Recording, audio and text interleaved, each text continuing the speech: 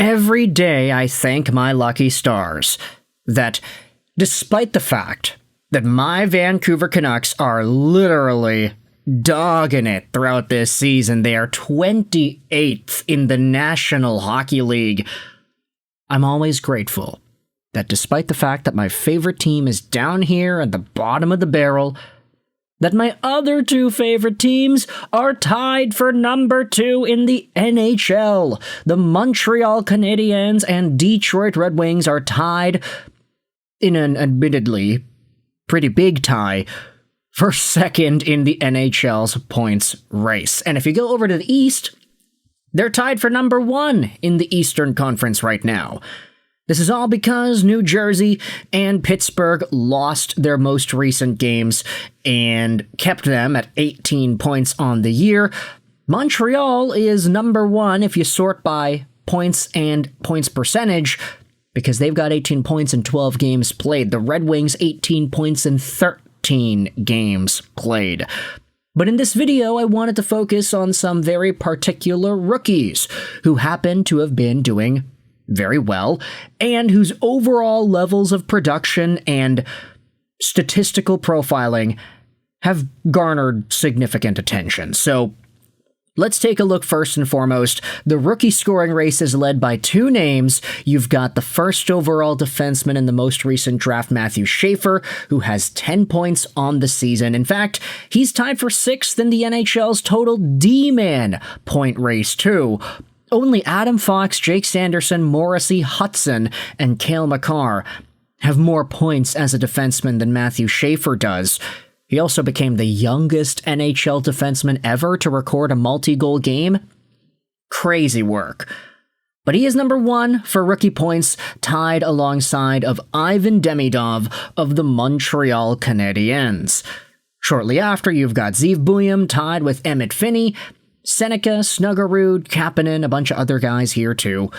Let's talk about that Ivan Demidov, because this stat was posted onto the Montreal Canadiens subreddit, and I thought it was a really, really good one. Let's take a look at this. Go Habs Go 31 has the scoop. The Montreal Canadiens power play, since Ivan Demidov joined the top unit, they've got 5 power play goals in 4 games, and a 55.6% power play percentage.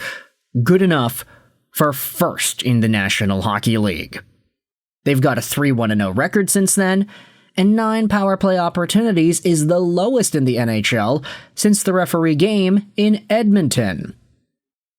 Take a look at that, 5 power play goals in 9 power play opportunities since Ivan Demidov joined that top unit. Sorry, Zach Bolduc. It was a good run, but he's absolutely not as effective, nor, let's just say, offensively generative as Ivan Demidov is. As good as Zach Bolduc's shot is, and as good as his trigger was on that power play one, Ivan Demidov is just another animal. This guy creates space like it's nobody's business. He cuts into open space like it's nobody's business. He does it all with the puck under significant control, and he's able to waltz his way into those areas to either send a pass or shoot it himself. Demidov is all the way up there at 10 points in 12 games. He's on pace for 69 points, and his production has been increasing as of late, I would say. Yes, it's true, he started out with a few pointless games there, but he has been slowly getting things back up. The 3-point game against Vancouver and only 13 minutes of ice time was a pretty big staple of the talent profile Demidov has, even with the slap shot goal that he scored, the one-timer to beat whichever Vancouver goaltender it was that night. I forgot. There have been a number of injuries, so who really knows? But Ivan Demidov has changed and evolved the way Montreal's power play is working, and I wanted to take a look at some of the comments over here. Slavkovsky leads the Habs with 4 power play points in the last 4 games, including 3 power play goals. If memory serves, none of these goals were fluky either. Tomorrow could be fun. Philadelphia is the most penalized team in the NHL. And then we have this. Okay. So you've got yourselves Nick Suzuki as the Iron No, not the Ironmonger. Nope, that's the Hulk Smasher. Cole Caulfield as Captain America wielding Thor's hammer, Slavkovsky as Grey Hulk, Hudson as Doctor Strange, and who in the world is that? Is that Captain Atom? I'm not too sure who Ivan Demidov is in the middle of that graphic. No, not Captain Atom. He's a DC guy. Galactic Spider-Man. I'm not too sure. But either way, there is a very interesting superhero profile you could bring up to these guys. What are we talking about? This isn't even, relevant. Okay, let's switch gears because I did want to get into the Detroit Red Wings as well. Didn't want to necessarily talk about Emmett Finney, who is also a top-scoring rookie, but I wanted to go over a different rookie in Detroit, who happens to have been one of the hardest shooters this year. Take a look at this. It was posted onto the R Detroit Red Wings subreddit by Sudden Cucumber 1554.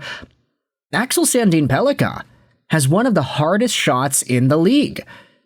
This guy has a big gun. Hope ASP gets more ice time on the power play soon. Maybe Mo and ASP can alternate, or the Wings can use 2Ds. What do you think? And listed here is the NHL's list of shot speed. So far, the fastest, hardest shot that was recorded this season was by Victor Hedman, who had 101.42 miles per hour. Scrolling all the way down, though, you've got Axel Sandin-Pellikka, who was good enough with a 97.98 mile per hour slap shot for 9th in the NHL of top shots so far. Interesting to note, just because you are on this list doesn't necessarily mean you're amazing. And also, there are some forwards here, too. Morgan Geekie registered a 100.86 mile per hour slap shot, and Zach McEwen is here, too, with a 99.2. JT Miller is 8th on the list with a 98.13 slap shot. Axel Sandin-Pellikka, if you just scroll along here onto the side, he has had himself this 97.98 mile per hour slap shot, but he's actually registered 3 shots in the 90 to 100 mile per hour range. Victor Hedman has 14, which kind of shows you how hard he's been shooting it towards the goal. ASP also has 18 70 to 80 mile per hour shots and 11 80 to 90 mile per hour shots. Aside Victor Hedman, he is one of the most productive shooting guys here. Actually, no, I stand corrected. Joel Edmondson also has a ton of shots as well in those ranges. He's been doing very well for LA in terms of getting the puck on goal. But Axel Sandin-Pellikka has been playing very well this season too. He's gotten himself up there to 4 points in 13 games, on pace for about 25 points, which is not bad considering the fact that he's not on the top power play. He's been getting an assist every other game the past few weeks here, so that's pretty good, I'd say. Lots to like out of Axel Sandin-Pellikka.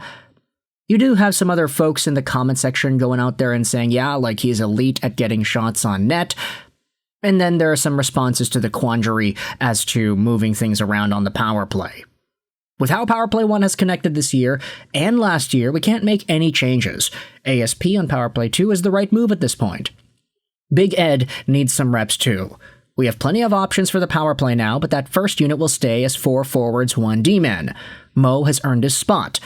Besides, the power play success this year and last, Mo has done everything as our only competent defenseman for years. ASP may take that spot in a few years, but not yet. So, with that in mind, I want you to let me know your thoughts in the comment section below. How do you feel, firstly, about Ivan Demidov transforming the Montreal Canadiens power play into a 55.6 converting unit? Absolutely outstanding. And what are your thoughts as well on Axel Sandin-Pellikka being one of the hardest shooting players in the National Hockey League, also providing his value despite not being one of the top scoring rookies by technicality? If you enjoyed this video, you can feel free to click that like button. If you didn't, the dislike button's down there for you too. Thoughts in the comment section below, because comments help out with the algorithm. I'd really appreciate it if you got involved there. I hope you enjoyed this video. Roll 99, and bye.